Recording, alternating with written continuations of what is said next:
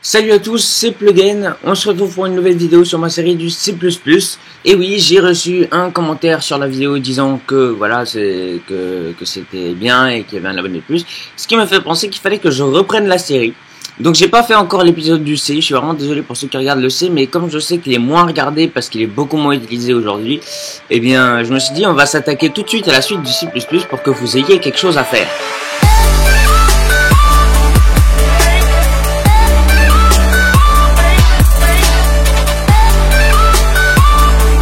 Parce que suite à cette partie qui est une des plus importantes du C++, je vais vous donner plusieurs exemples de programmes que vous pouvez vous amuser à faire.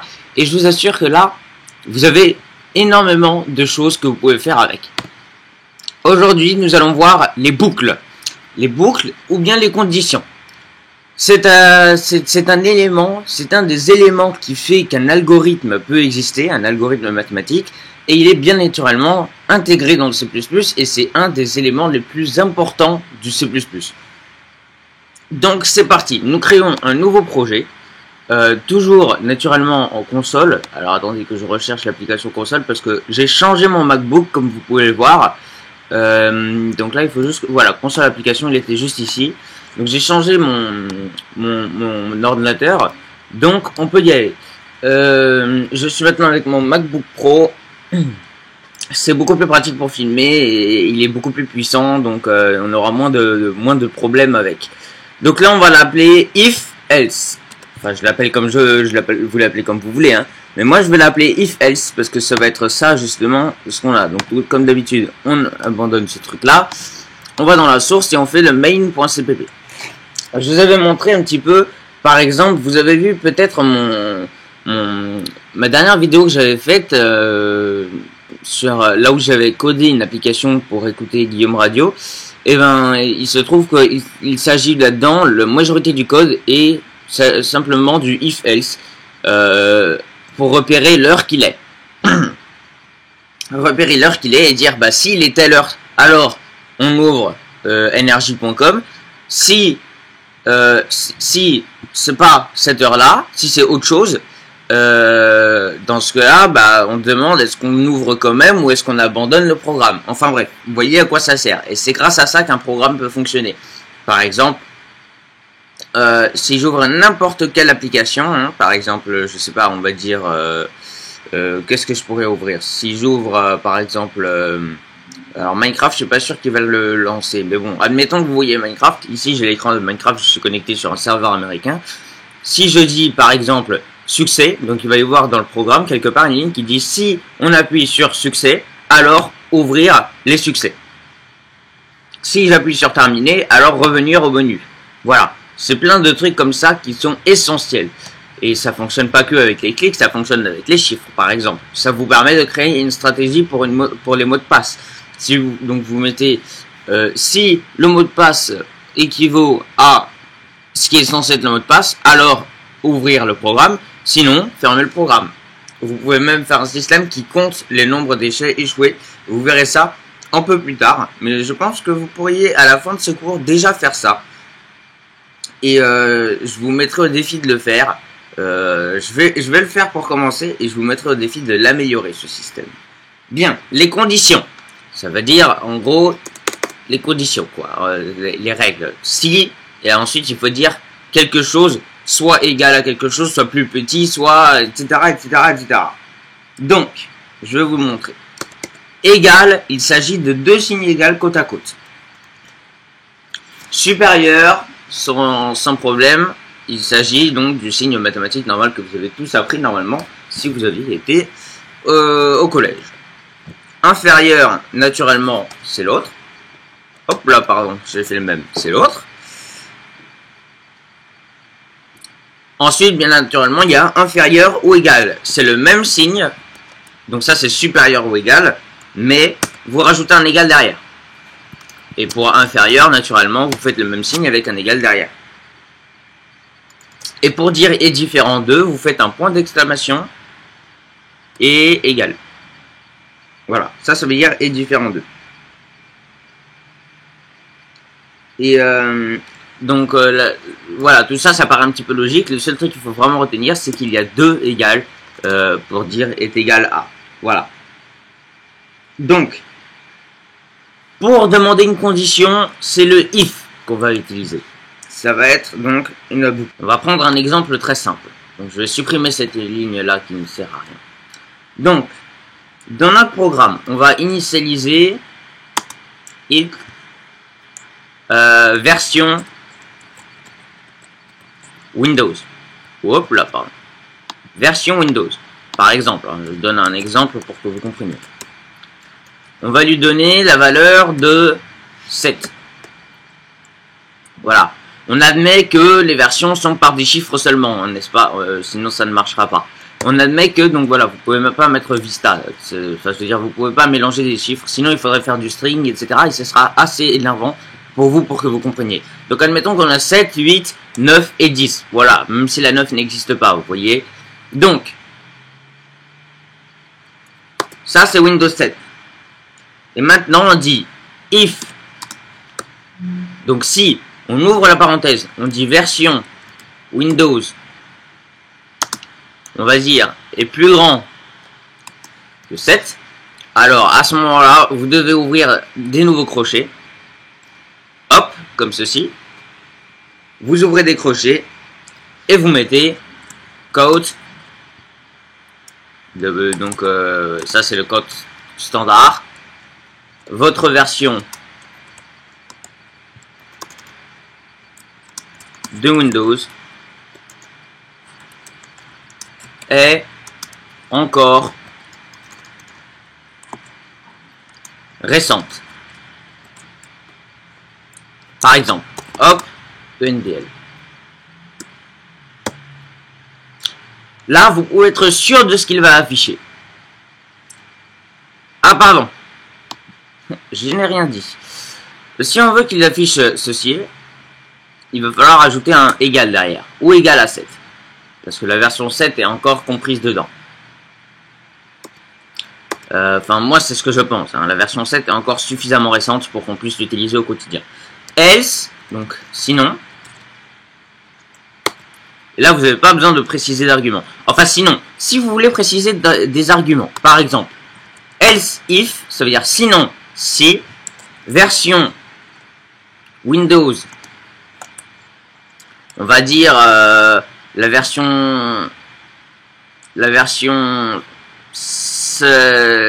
ça va être XP. 5, ça va correspondre à Windows XP. 6, ça va correspondre à Windows Vista. Donc, si la version est supérieure ou égale à 5, et, alors pour faire deux arguments à la fois, il faut mettre deux et anglais là, côte à côte, et version Windows inférieure, hop là, inférieure ou égale à 6. Voilà, concrètement ça veut dire que c'est compris entre 5 et 6 inclus. À ce moment-là, on ajoute des trucs comme ça. Et donc là, on met code. Votre version de Windows est obsolète. Vous rajoutez encore un else if. C'est pour vous habituer, hein, vous n'êtes pas obligé d'en mettre tant. C'est pour notre exemple. Version. Hop là, Windows. Si c'est inférieur à 5, seulement inférieur à 5. Alors, vous utilisez... Ah oui, pardon, ouais, oui, j'ai oublié une bonne partie de mon code là. Code. Vous utilisez...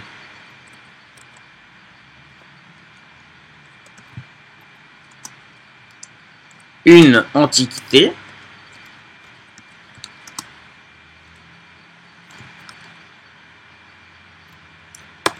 Et là, else. Non, pas de else. Voilà. Voilà, pas de else, tout simplement. Else, si je rajoutais un else, c'est pour préciser d'autres cas. Mais je n'ai pas d'autres cas parce qu'ici, j'ai supérieur ou égal à 7. Donc maintenant, j'ai fait le tour de tout. Donc j'ai défini toutes les versions possibles. C'est à la limite, j'aurais rajouté un else. À la limite, juste ici, j'aurais pu rajouter un else. Parce que vous voyez que ici, si Windows est inférieur à 5, cependant, il n'y a pas le choix. Parce que là, ça couvre après 7. Là, ça couvre entre 5 et 6. Donc, ce qui reste, c'est ce qu'il y a en dessous de 5. Donc, je pouvais simplement rajouter else. Else, ça veut dire sinon. Dans tous les autres cas que j'ai pas fait. Si on exécute ce programme, par contre, il va peut-être falloir que je rajoute les ENDL et les points-virgules avant. Hop.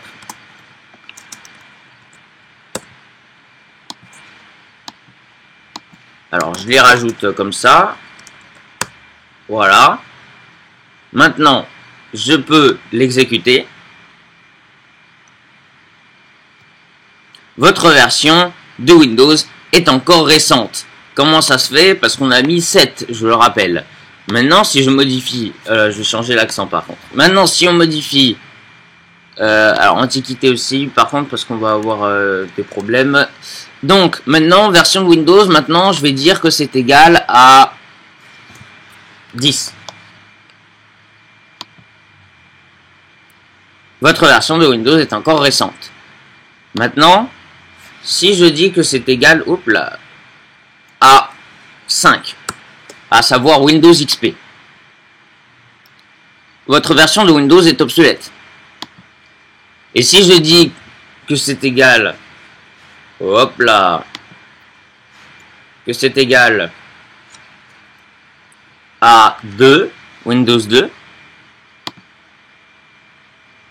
Ils vont dire vous utilisez une antiquité. Voilà comment ça fonctionne. Donc vous voyez maintenant, voilà comment on fait. Donc vous voyez ici tous les cas qu'on a utilisés. Ce code est donc un bon exemple pour comprendre comment ça fonctionne. Et là, c'est de la pure logique. Vous devriez rapidement être habitué à ça. Alors maintenant, vous voyez ici, on a mis plein de cas avec des if, des else, etc., etc. Et ben, il se peut que vous en ayez beaucoup plus. Là, je l'ai fait pour vous montrer vraiment la base. Vous allez l'utiliser, ne vous inquiétez pas, hein, vous allez très souvent l'utiliser. Mais maintenant, j'ai une meilleure fonction à vous proposer qui va faire cas par cas, sans avoir besoin vraiment de faire grand chose. Donc pour ça, tout simplement, vous gardez pareil, mais vous faites switch, plus loin, entre parenthèses, version Windows. Vous ouvrez les crochets et vous mettez case, ça veut dire cas, case, par exemple, 0. Donc ça, c'est si la version de Windows est égale à 0. Vous mettez 2 points et vous mettez juste en dessous la commande. Par exemple, quote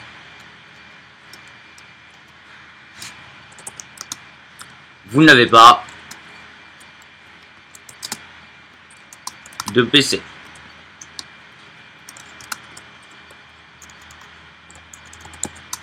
ENDL, etc. Ensuite, vous faites break, c'est obligatoire. Ça permet de dire que voilà, c'est la fin du cas numéro 0. Ensuite, vous pouvez faire case 1, etc., etc. Vous m'avez compris, il y a à chaque fois, vous rajoutez break. Bon, ici, pour les versions de Windows, c'est vraiment pas pratique. Parce que c'est pas adapté à notre cas. Nous, on voulait faire des intervalles. Donc là, c'est vraiment pas adapté à notre cas, le switch. Mais il fallait que je vous le montre. Donc vous voyez, c'est pour faire du cas par cas. C'est-à-dire, il va vérifier, est-ce que c'est 0? Non, c'est pas 0. Ok, break. On passe à la suite. Est-ce que c'est 1? Non, c'est pas 1. Ok, break. Est-ce que c'est 2? Oui, c'est 2, parce qu'ici, il y a marqué 2. Donc, est-ce que c'est 2? Oui, c'est 2. Donc, on exécute la commande. Break, et on finit. Je vous ai parlé du bool. Et bien là aussi, il va être très pratique. Admettons, on va mettre bool, mot de passe, correct. Donc ce bool va permettre de savoir si le mot de passe va être correct. Vous devez lui assigner une valeur, hein. Donc on va dire que le mot de passe correspondait et par conséquent le programme a au préalablement mis que c'était vrai. True. Voilà. Il faut évidemment que le programme ait quelque chose avant qui regarde le mot de passe. Est-ce que c'est ça? Est-ce que c'est pas ça? Je ne veux pas vous écrire tout le mot de passe parce que ça va être votre exercice. Je ne vais pas écrire tout le programme donc de mot de passe parce que ça va être votre exercice. Je vais vous écrire une petite partie et ce sera à vous de l'améliorer avec les conditions que je vais vous demander. Bien. On a true et false. Si vous connaissez le jeu Minecraft et que vous codez dessus, ou bien du moins que vous utilisez le serveur qu'ils ont dessus, vous devriez facilement comprendre ce truc-là parce que, eh bien, il s'agit de la même chose. Ce sont des booléens. Donc, nous avons mot de passe correct, true. Et bien maintenant, on dit if. Donc, si mot de passe correct égal true, alors, quote, bienvenue. Hop là. Bienvenue.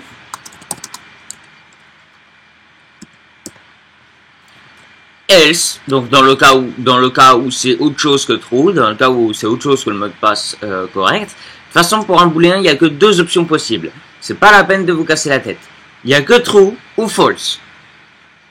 Ça ne sert donc à rien de mettre de plus petit ou égal à true ou quoi que ce soit. Vous risquez que de faire planter votre programme. Il n'y a que true et false.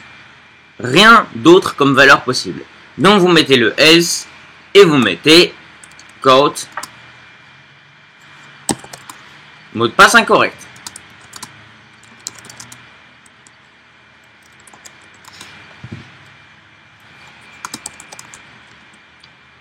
Vous mettez comme ça.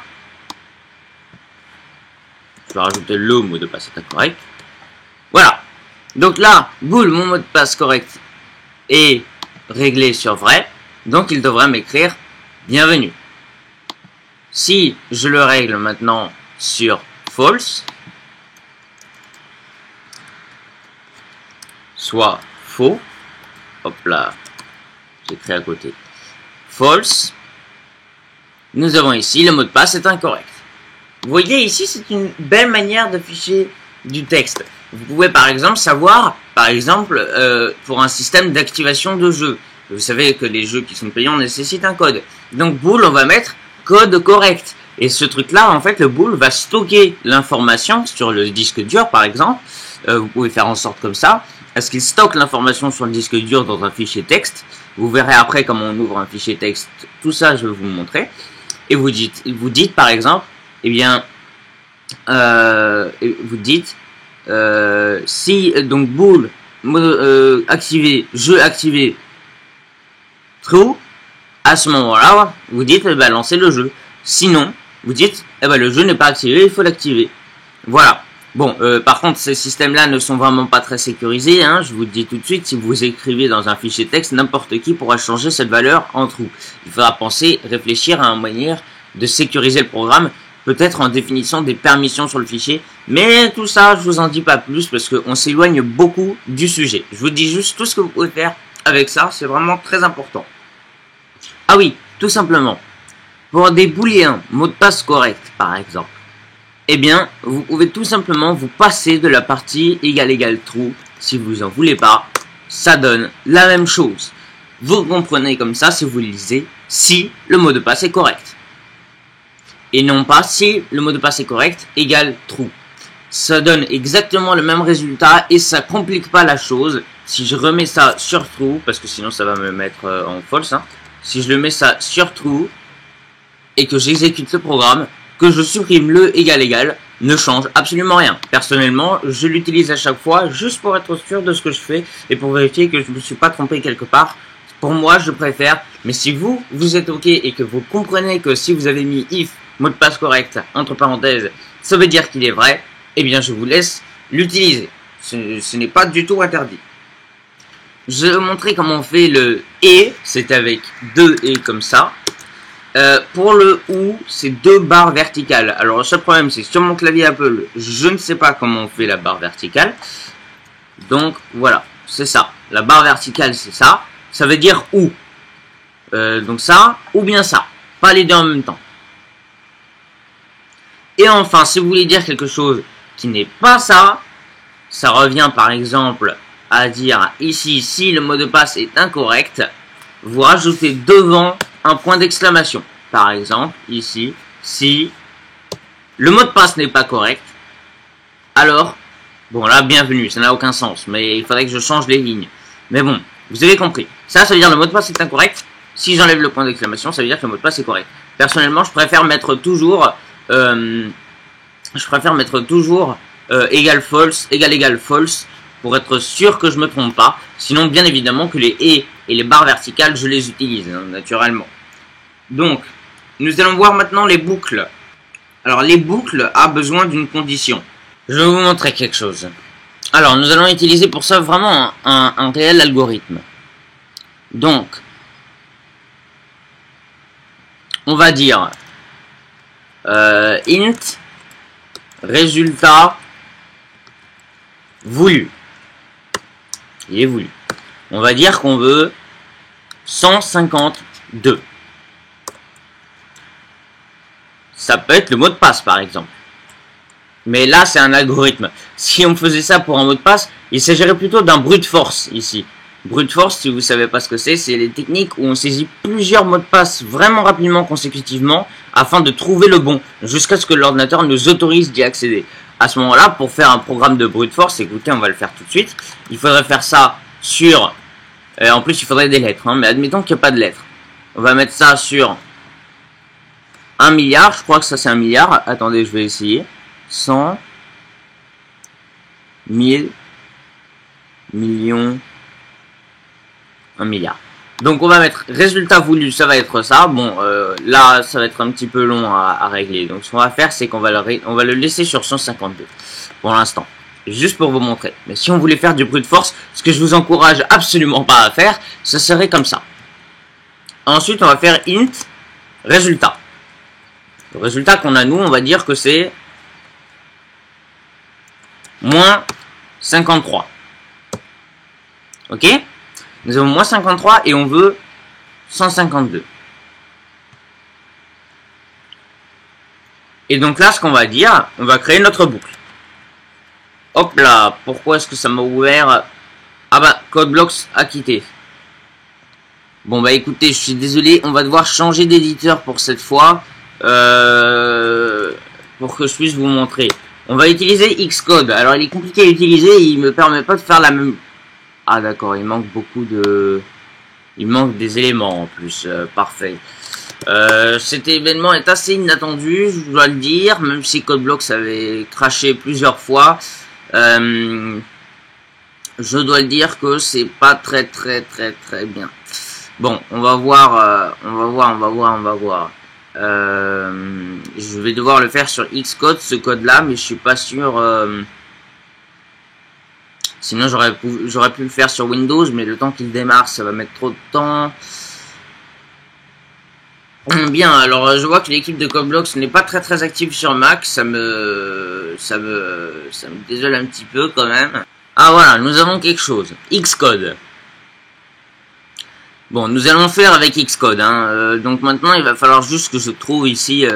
alors, créer un projet Xcode. Oh là là... Alors, nous avons application Command Line Tool.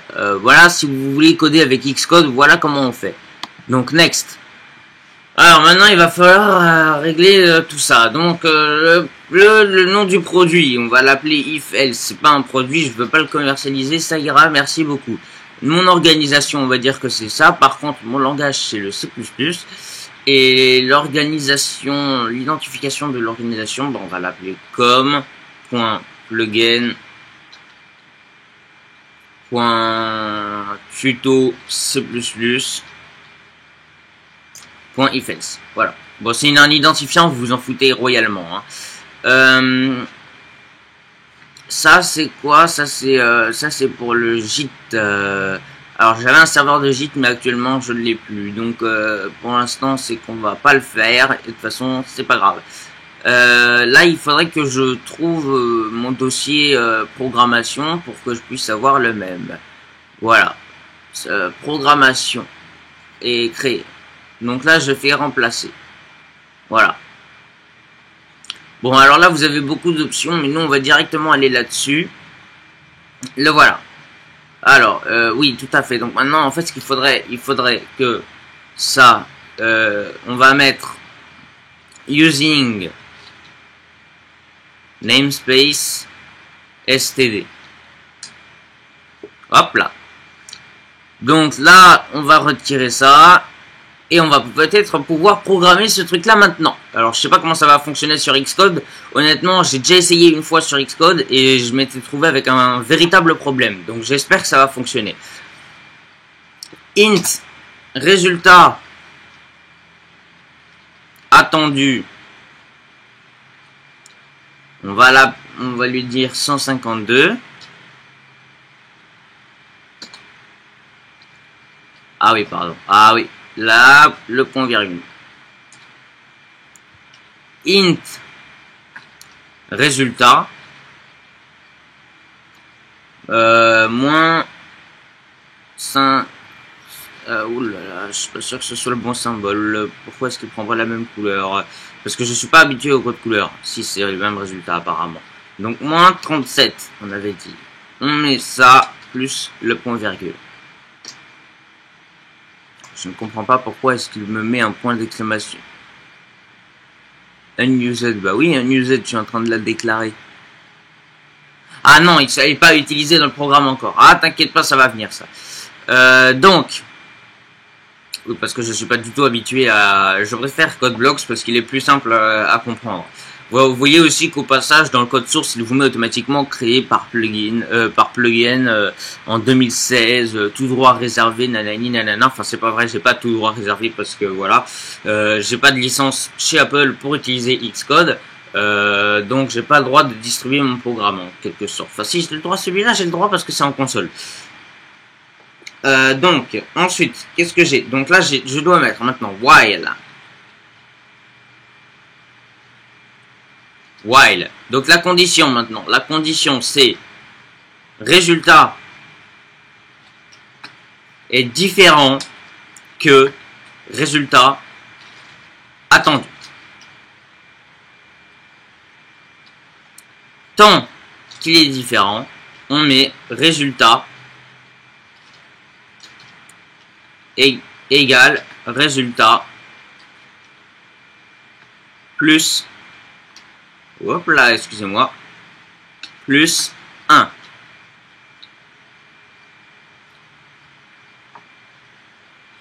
Et à la fin, donc, à la fin, on met quote,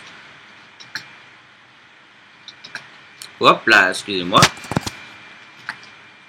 résultat, ce code couleur est vraiment perturbant, résultat vaut, et là on met résultat. Et si tout va bien, le résultat va prendre la valeur de 152. On va tester. Donc je sais pas comment. Est-ce que je ferme et que ça va l'enregistrer ou pas. Attendez, je vais rajouter un ENDL pour faire propre, mais voilà. Attendez que je réfléchisse. Si je le ferme, ça va l'enregistrer quand même. Attendez, on va essayer. Donc là, il me dit qu'il a réussi. Ah bah voilà. Bah vous voyez ici. Résultat vaut 152. Bon, par contre, c'est minuscule. Hein. J'aurais bien aimé avoir ça un petit peu plus grand. Il n'a même pas ouvert une fenêtre du terminal. Enfin bon. Résultat vaut 152. Vous voyez, juste ici. Donc, qu'est-ce qu'il a fait? Il a pris le résultat qui vaut moins 37. Et il a dit, tant que c'est pas égal au résultat attendu, à savoir 152, et ben on ajoute plus 1 à chaque fois. Après, on pourrait aussi récupérer combien de fois on a fait le plus 1. Mais ça, c'est autre chose. Et on va pas voir ça maintenant. Une dernière boucle qu'on va voir, c'est la boucle for. Ça aussi, elle est beaucoup utilisée en mathématiques. Et bien, pour vous faire cette démonstration, je pense que le mieux serait de réutiliser moins 37 et 152. Donc, on va dire... Pardon, je baisse ça. Donc, for. Donc, for. Donc, pour... Ah oui, donc là par contre on va avoir besoin, là ça va pas du tout. Hop là, excusez-moi. Donc, on va mettre int et on va l'appeler compteur. Je peux pas réutiliser mon exemple parce que j'utilise deux variables. Je sais pas vraiment, je suis pas sûr qu'on peut utiliser deux variables et pour l'instant je veux pas vous emmêler. Donc, on va l'appeler compteur et il commence à 0.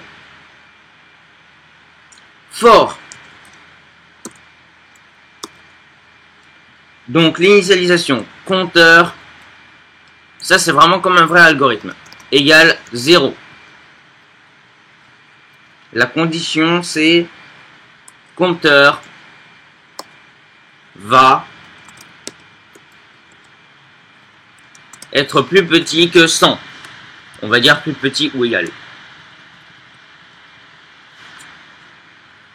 Et là on va mettre compteur plus plus. C'est ce qui va se passer. Ça veut dire qu'on ajoute plus 1 au compteur, hein, concrètement.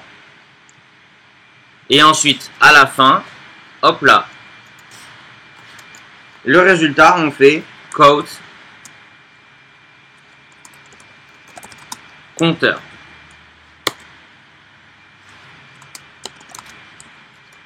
Et là, par contre, attention, qu'est-ce que vous pensez que ce programme va faire?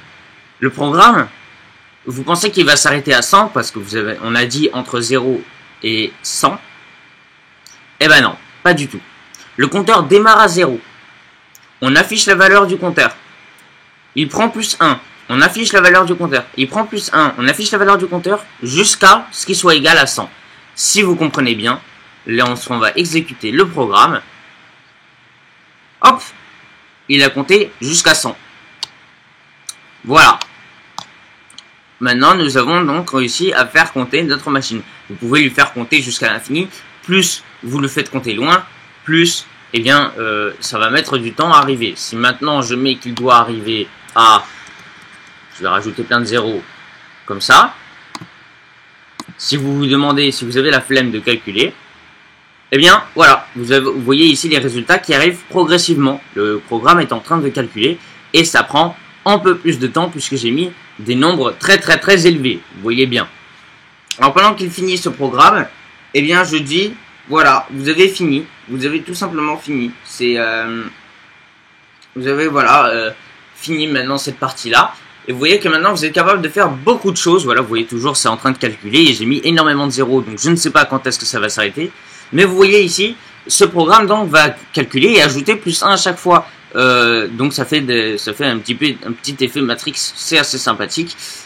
Tout dépend après de la rapidité de votre ordinateur. Évitez de faire ce programme si vous avez un ordinateur qui date des années 2000 et risque de ne pas supporter autant de chiffres que ça. Là je fais ça parce que je suis sur un MacBook Pro en Intel Core i7 quadricœur. Vous voyez bien ici, même ça avec ce processeur qui est censé être un très bon processeur, et ben vous voyez ici qu'il met quand même du temps à calculer les chiffres. Le programme n'est même pas fini encore. Enfin bref, pourquoi il nous donne un avertissement d'ailleurs? De quoi s'agit-il? Comparaison constante, la constante de comparaison, donc ça c'est ignorer cette erreur, c'est pas très grave. Vous voyez qu'ici il continue à calculer les chiffres, ça va mettre beaucoup de temps, je sens que je vais arrêter le programme avant. Après vous pouvez vous amuser à défiler le truc, vous allez voir que vous avez tous les chiffres possibles. Enfin bref, donc ce que je vous suggère pour la prochaine fois, c'est de créer un champ à mot de passe. Ça vous voyez c'est vraiment pour le brute force, hein, parce qu'après vous pouvez configurer le programme, d'essayer toute cette combinaison qu'il est en train d'essayer sur un mot de passe Wi-Fi par exemple. Je ne vous dirai pas comment le faire, je ne le ferai pas, et vous ne le ferez pas non plus parce que c'est illégal de faire cette technique là, mais vous avez compris le principe. C'est la technique du brute force. Là je vous apprends pas comment faire du brute force, je vous apprends comment ajouter un nombre et afficher le nombre à chaque fois qu'on a ajouté plus 1 en 2 lignes seulement. Vous voyez ici que ce qu'on fait là, ça aurait nécessité qu'on fasse plusieurs lignes à chaque fois. C'est pour ça que la boucle for est très intelligente. Par contre, interdiction de faire, évidemment, je vous apprends à programmer. La programmation peut avoir plein de tournures différentes. Elle peut avoir des tournures légales, elle peut avoir des tournures illégales. Et c'est à vous je vous fais confiance, c'est à vous de faire en sorte à ce que ce soit pas illégal. c'est par exemple, vous n'allez pas utiliser ce truc-là pour essayer de trouver le mot de passe d'un PC à côté. Je veux dire, je vous apprendrai pas comment on fait de toute manière. Ce serait moi qui prendrais la faute sur YouTube si je le faisais, et je le ferais pas non plus, même sans vidéo, parce que c'est pas raisonnable de faire ça. À la limite, c'est votre ordinateur, vous voulez tester, ça je peux comprendre, hein, j'ai déjà fait quelques petits essais sur mes ordinateurs qui m'appartiennent à moi, et je l'ai fait en réseau fermé. Réseau fermé, ça veut dire quoi? Ça veut dire que je n'ai pas accès à Internet au moment où je fais ça pour être sûr que je me trompe pas. Ça s'appelle du hacking, et il n'est pas interdit de hacker son propre périphérique pour acquérir de l'expérience. Par contre, si vous le faites sur l'ordi qui ne vous appartient pas, ou bien qui ne vous appartient pas, si vous faites ça sur un périphérique qui n'est pas à vous, ou vous n'avez pas l'autorisation de le faire, et bien là, je vous dis bien sûrement, c'est interdit. Voilà, vous n'avez pas le droit de faire ce code-là. Là, je suis en réseau fermé. Même si j'ai Internet, je sais que c'est en réseau local parce que j'ai envoyé ces numéros nulle part d'autre que sur la mémoire RAM de mon ordinateur. Donc, voilà. Tous ces chiffres sont stockés dans la mémoire RAM de l'ordinateur. C'est pour ça que la mémoire RAM, si on ouvre par exemple ici comment ça s'appelle, moniteur d'activité, on devrait voir ici que mon programme prend beaucoup de RAM. Pourquoi? Parce que, parce qu'il stocke énormément de variables. Donc je vais chercher ici mon programme. Déjà c'est pas mal, il n'est pas dans la liste. Évidemment ça prend très peu de place dedans. Mais vous voyez qu'il stocke toutes ces variables dans ma mémoire RAM. Je ne sais pas du tout où il est. Enfin bon, c'est pas grave. Je pense que c'est un agent qui fait partie de Xcode directement en fait. Du coup, peut-être. Parce que je l'ai pas lancé directement comme ça, je l'ai lancé à partir de Xcode. Enfin bref. Voilà, vous voyez qu'ici il continue de calculer le programme. Et ici je peux l'arrêter si je veux parce qu'il va mettre énormément de temps à calculer tout ça. Enfin bref, voilà, je vous dis pour la prochaine fois ce que vous avez à faire. Tout simplement, vous me créez un système de mots de passe. Donc vous savez déjà avec SYN qu'on peut saisir du texte. Eh bien vous faites un système de mots de passe avec ce que je vous ai appris. C'est-à-dire, l'utilisateur saisit un mot de passe. Soit il a bon, on lui souhaite la bienvenue, le mot de passe. Soit il a mauvais, et à ce moment-là, eh bien, on lui dit que c'est pas possible. Et ce que je vous ajouterai à ça, c'est de faire un compteur de 3 essais erronés. Et je vous donne un petit indice. C'est pas la boucle for qui va vous aider, mais c'est la commande votre variable moins qui va vous soustraire 1 à votre variable. Cette possibilité, cette fonction-là va beaucoup vous aider. Et c'est même celle-là que je vous recommande d'utiliser. Hein. C'est-à-dire la variable moins. Vous dites donc si par exemple vous mettez donc le variable compteur d'essai égale 3. Et ensuite, vous mettez donc, si mot de passe erroné, vous faites compteur d'essai moins. Et à la fin, vous faites, si le compteur d'essai est égal à 0 ou inférieur, et bien là, vous dites, fermez le programme. Voilà. Je vous laisse avec ça. Je vais stopper mon programme parce que j'ai mis beaucoup trop de zéros et je vois que je suis très loin de mon but. Hop là.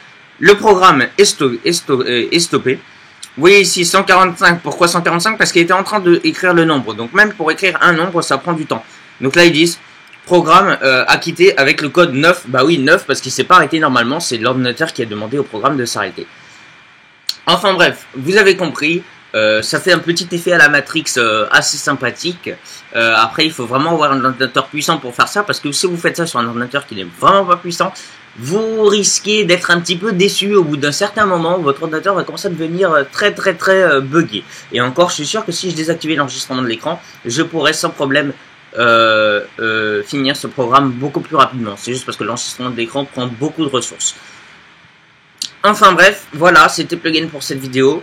Vous savez maintenant une partie fondamentale du C++, j'ai envie de dire, parce que le count et tout ça, vous n'allez pas beaucoup l'utiliser. Vous allez l'utiliser pour faire vos logs, c'est vrai, pour faire un log d'une application, mais au bout d'un moment, vous allez arrêter de les utiliser parce que ces logs, justement, comme vous le voyez ici, s'affichent uniquement à côté, dans une fenêtre, à part que l'utilisateur ne verra pas lorsqu'il exécutera le programme. Si je lance mon programme, on ne verra pas tout ce texte-là, parce que à moins de le lancer vraiment dans un terminal. Mais quand on le lancera graphiquement, parce que c'est ce qu'on va faire plus tard, eh bien, on n'utilisera plus count. Donc, voilà. Count, c'est vraiment pour faire les logs. Enfin bref, voilà, je vous dis donc à bientôt pour la prochaine vidéo. Je ferai la calculatrice en C et les if-else en C, c'est les parties fondamentales. À partir de ce truc-là, vous avez pas mal de possibilités à faire. Et voilà, comme d'habitude, on se retrouve pour la prochaine vidéo. Pour la prochaine fois, on va réutiliser la boucle for, mais on va en faire une fonction cette fois, plutôt qu'un algorithme. Donc voilà, ça va être une partie un peu moins importante. Là, les boucles, c'était un chapitre fondamental du C++. Si vous n'avez pas ça, vous pouvez rien faire avec le C++. Rien que maintenant, vous pourriez, si vous connaissiez déjà les techniques de Qt, le nouvel éditeur graphique, vous pourriez déjà faire le programme Guillaume Radio, même si bon, c'est un petit peu compliqué, il faut connaître beaucoup d'autres commandes encore, vous ne les connaissez pas toutes. Donc, je vous dis à bientôt pour une prochaine vidéo, portez-vous bien, ciao!